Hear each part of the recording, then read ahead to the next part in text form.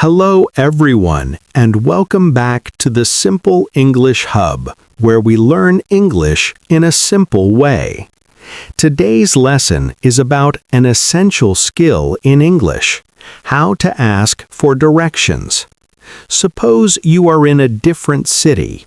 You are maybe traveling, studying abroad, or just going to a different place. You want to find a bank, a hospital, a bus station, or maybe a restaurant. However, you don't know how to get there. What would you do? Of course, you would ask someone for directions. However, English learners often feel nervous about asking for directions. They are worried about their pronunciation and grammar mistakes. As a result, they just stay silent and feel confused. If you are one of them, don't worry. Today, I will explain how to ask for directions in English in a natural and polite way. Now, let's learn some of the most popular words and phrases used while asking for directions. The first one is, "Where is the nearest?" For instance, you could say, "Excuse me, where is the nearest bus stop?" Or, "Excuse me, where is the nearest pharmacy?" The best thing about this phrase is that usually, when you are somewhere you are not familiar with, you want to know the nearest place. The second phrase is, "How can I get to?" For instance, "How can I get to the train station?" Or, "How can I get to the city center?" The phrase is used to ask how you should get to a certain place. People may answer by telling you to go straight, turn left, turn right, or take a bus. Another good question is there a near here? An example of this is there a bank near here? Or is there a restaurant near here? This is a good question if you are not particularly interested in finding something specific, but are simply interested in finding something in the general area. The person giving the directions might say something like, "Yes, it's just around the corner," or "Yes, it's 2 blocks down the street." Listening carefully to these instructions is very important. It might be good to go over some of the words that people typically use when giving directions. You might often hear the word straight, which means going forward. You might hear something like, "Go straight for 2 blocks." You might also hear something like, "Turn left," or "turn right." An example of the latter is, "Turn left at the traffic light." You might also hear the word across from, which means the other side of the street. An example of that is, "The bank is across from the supermarket." You might also hear the word next to, which means the word beside. An example of that is, "The cafe is next to the bookstore." Let's practice a simple dialogue and see how the question of directions is used in everyday life. Let's imagine that you are in the city and you need to find the subway. You approach a passerby and say, "Excuse me, can you help me?" The passerby will say, "Sure." You ask him or her, "How can I find the subway station?" The passerby will say, "Go straight for 2 blocks and turn right. The subway will be next to the bank." Now you say thank you in a polite way. "Thank you very much." And the passerby may say, "You're welcome." This is a very simple dialogue in everyday life.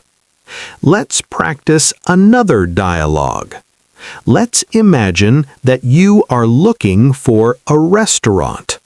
You say, "Excuse me, is there a good restaurant around here?" The passerby will say, "Yes, there is a restaurant down the street.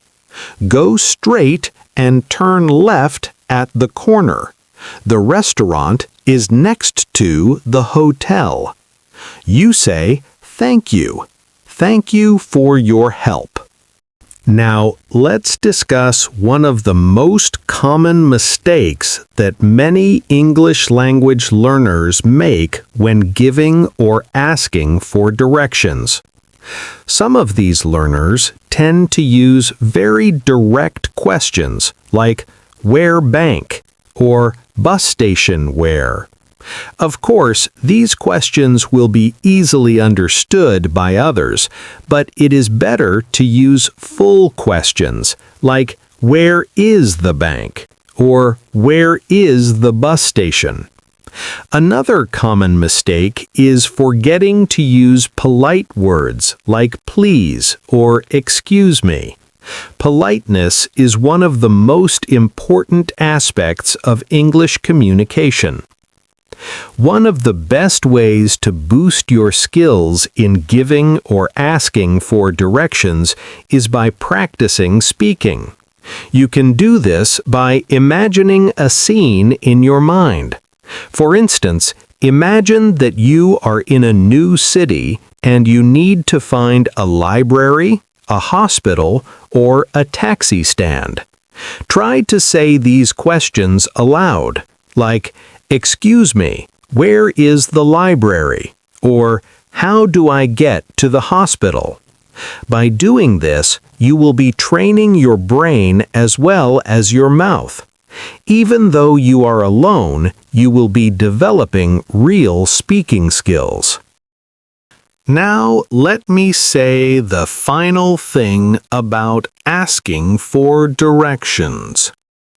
You can also practice your listening skills. You can watch short videos about traveling or street interviews where people ask for directions. Listen to how people ask questions or how people answer them.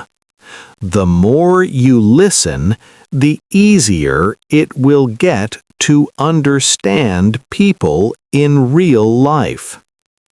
Before we finish, I just want to remind you of something.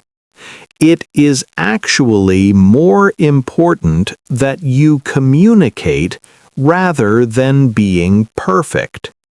If you ask for directions and make a small grammatical error, it is completely fine. People will still understand you. Most people will still help you. What is important is that you try. Every time you speak, you get better at it. So, just remember these simple steps.